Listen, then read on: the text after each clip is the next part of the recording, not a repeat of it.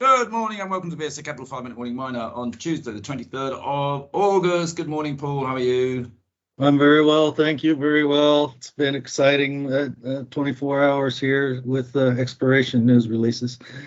Oh, we like excitement straight into it. Actually, yeah, there's been some pretty good, whatever the word, hits or drill results, whatever you want to use. Let's kick off on those. I think you've got two, haven't you, from Magmatic and American West you wanted to talk about? Yes, specifically those two in the exploration stage. Magmatic Resources ASX listed had been drilling on its Myall project there in Australia for copper gold porphyry style mineralization. And were in a trading halt yesterday, and now we can see why they've lifted that trading halt. This is the Corvette prospect within the Myall project that they've drilled here, and they have a hit in hole 415 between the intervals of 135 and 300 meters down hole that grades 0.37% copper and 0.008 grams gold. So because of this very encouraging numbers back here, they've allowed allowing the drill to run on the next drill hole. Or the continuing drill hole of 415, so that it's over 876 meters down now. They had stopped hole 414 because of it was wandering off course, but it also had nice mineralization in it as well, but a thinner interval, also grading 0.35% copper, but a high grade center of 15 meters at 0.9% copper. As a result of these numbers, the share price closed up over 100% today at Magmatic.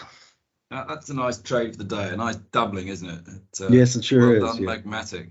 All right, Yep. and you better tell us about American West then as Yeah, well. American West, one of those stories I like because of the quality of their portfolio as early stage company. They are drilling what's called the Storm project now of theirs, which is up in the eastern Nunavut near the coast, really, up in far north Canada. The exciting news there is they've definitely hit a strong chalcopyrite mineralization at depth related to what is a sulfide component mineralization for the oxide that they had historically known about at surface. And the geophysics indicates that there is a real strong sulfide conductor down there that they can continue to target here for additional high-grade mineralization. The formal assays aren't back yet, but the pictures of the core clearly show lots of chalcopyrite in there, and I'm sure they have XRF machine out there with analysis that tells them they're into something really good here. Sounds good. It sounds like both companies should be signing up for our International Mining Marathon on October the 18th, which will be running from 3 a.m. to 3 p.m. UK and going around the world with live interviews for a huge global audience.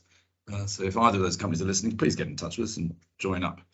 Okay, let's have a look at some of the few things that are taking place on AIM today, Paul. It's not a huge amount, but I think there's Rainbow Rare Earths, East Star, and Sharap got a bit of news. Yes, that's right. First off, Rainbow Rare Earths, same quoted the African Rare Earth, the miner and developer. They have released the updated technical report for the processing flow sheet for the Phalaborwa project in South Africa, which is intended to extract rare earths from the gypsum-bearing tails from that phosphate operation, historic one there. And the processing flow sheet has been filed simply because they will be seeking to raise more money, I'm sure. But they also announced yesterday that they have a deal with their tech provider to work in joint venture with the largest African phosphate producer out of Morocco, OCP. So this is just in confirmation that they're working hard on this PEA, which at Phalaborwa for the delivery here in the fourth quarter. Very good. Which company doesn't in the junior mining space always need money, but that's just one of the issues. All right, Kazakh East Star, which you're getting pretty fond of, Paul. East Star half-year results here. It was during this half year that the company did list on AIM on a £3 million oversubscribed fundraise. Alex Walker had joined as a director in country, leading the charge there. And otherwise, the press release summarized much of the individual announcements that they made during the half year on license acquisition and field mapping and things like that. Loss for the period of the 31st of May was 2 million, but they still have cash on the books at 3.2 million sterling. Okay, and Sharat. Yeah, Sharat Gold, we had their statement out today.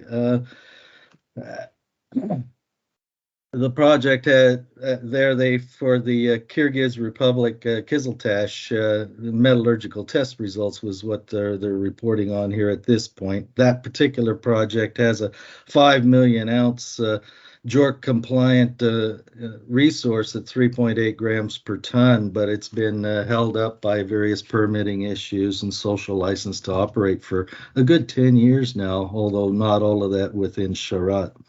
Metallurgical test results are showing that both POX and Albion technologies will get recoveries on the gold mineralization in the high 80s to low 90% range, and they still have bio-oxidation testing still underway to see how that recovery might come out too. But the bottom line is that all the indications are it's commercially viable for extraction, whichever one they choose. It'll be a question of cost and environmental footprint as opposed to having to go with a particular method.